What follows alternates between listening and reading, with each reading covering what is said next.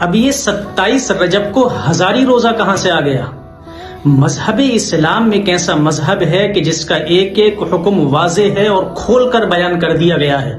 ہمیں 24 گھنٹے میں نمازیں کتنی پڑھنی ہیں، فرض نمازیں کتنی ہیں، واجب نماز کون سی ہے، سنتیں کتنی ہیں، نوافل کتنے ہیں، اسی طریقے سے ہمیں سال میں کتنے روزے رکھنے ہیں، فرض روزے کون سے ہیں، واجب روزہ کون سا ہوتا ہے اور سنت اور مستحب روزہ کون سا ہوتا ہے، یہ ساری چیزیں اور ایک ایک عبادت مذہب اسلام کے اندر کھول کر بیان کر دی گئی ہے۔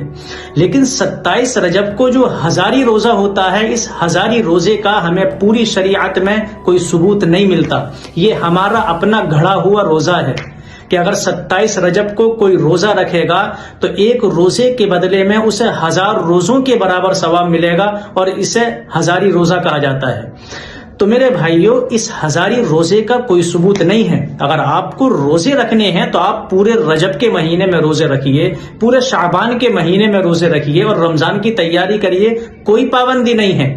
لیکن 27 رجب کو روزے کے لیے خاص کر لینا اور اس روزے کا ثواب 1000 روزوں کے برابر سمجھنا اور اس ایک روزے کو ہزاری روزے کا نام دینا، شریعت میں اس کا کوئی ثبوت نہیں ہے۔ اس روزے سے ہمیں بچنا چاہیے، شریعت میں ایسا کوئی روزہ نہیں ہے۔